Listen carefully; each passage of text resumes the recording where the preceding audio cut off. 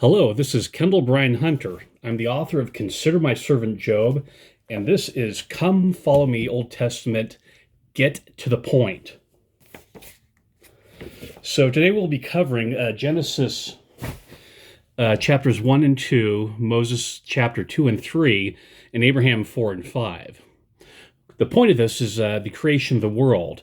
Now, this is what to look for. To look for is the days of creation, how they're done in sequence. There's 6 of them, that it's not done haphazardly, and cross-reference that with the October 2021 talks by Elder Sika Hama called A House of Sequential Order, and also Elder Michael Dunn's talk on 1% improvement. Now, we hear some talk about how the book of Abraham is the blueprint. That comes from Abraham chapter 4, verse 31, and Abraham chapter 5, verse 3, where it says, okay, this is what we planned, and this is what we're going to intend to do. Now, there's some confusion that people think that spirit creation is planning. That comes from misunderstanding of reading Stephen R. Covey's book, 7 Habits of Highly Effective People. Those are separate things. Spiritual creation isn't planning, so keep that in mind. Now, here's relationships to look for. The relationship is look for God and with Son, and also with the other gods involved with creation, because as you read it, there's different people involved with the creation. Of course, there's a fourth version of it, which is the endowment, which is a closer one, and I can't talk about it, so go do a temple session if you have the temples up and running in your area. The other relationship to look for is the relationship between Adam and Eve. Also, other relationships to look for are the relations to humans, animal life, and to plant life, and they have this whole ecological order set up there with humans given dominion over the whole earth.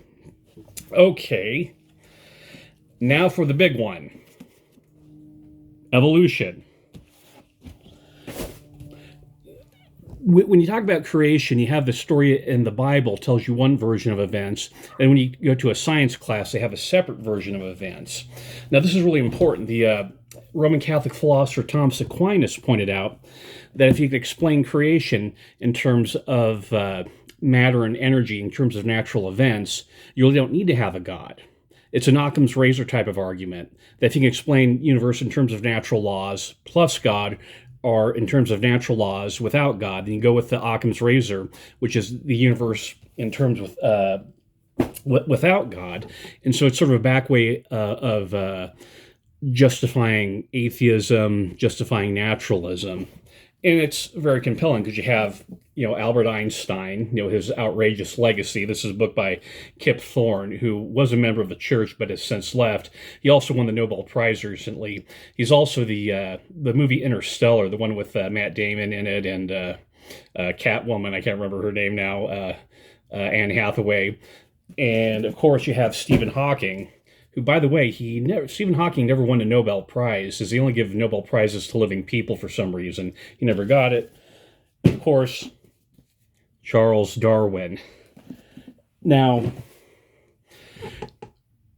I'd actually recommend reading Charles Darwin so you know what he says and not what people say he says. But so what's the church's position on evolution? For example, you had James E. Talmage gave this talk called The Earth and Man. And you also had Elder B.H. Roberts, who wrote this book. And there's 2 different versions of the book. This is the one published by BYU Studies, and this is by Smith Associates and Signature Books. So they're basically the same book. They have some small differences. And this one is easier to read, and this one has the better commentary on it. So to start out, I'd recommend reading this one. But B.H. Roberts, in writing the book, The Truth, the Way, the Life, he had a chapter advocating evolution. So when the book was sent through the church committee to analyze it, one of the questions they had is that he advocated evolution. And the church committee, gave a thumbs down on that. And went back and forth. So finally just the book sat, and it remained unpublished until 1993 or 1994, I believe, is when it was published. Another thing, so what's the church's position? There's people have advocated, people haven't, is that there's been 2 statements on evolution.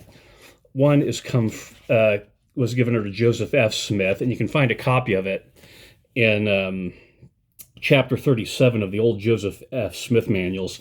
Yes, this is a used copy I got at DI.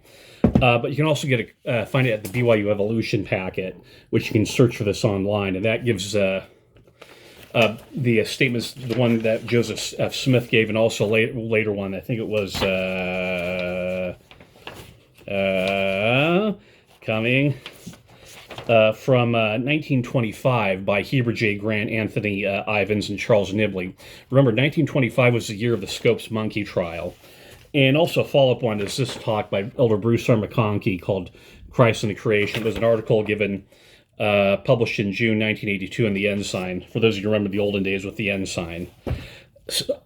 So there has been debate on it, but keep in mind this is not a question of, okay, who said what, but what actually happened. And is the authority saying, okay, there is evolution, there is an evolution, are they accurate? Also keep in mind, personally, I wouldn't force this issue. For me, it's just we're using inductive reasoning. We're doing things the best we can. We're trying to piece it together. However, we just haven't been able to make it work. And I just kind of leave it at that. And some people I know try and force it. I'm not a person who forces it. Now, Christ. What are we learning about Jesus Christ? One, Christ is the creator. The second thing is, when he created things, he followed this order and sequence and pattern where it wasn't haphazard. Things to look for during the creation is how the gods speak, and then they wait for things to obey them. And so it's not an instantaneous process. Also, when you read about lectures on faith, I think it's the 7th lecture, where they said when a person works by faith, they work by words. And the same way when God speaks, let there be light, light happens. And that's the same way how faith operates with everyone. Think of a priesthood blessing when you command people to be healed, or other such things.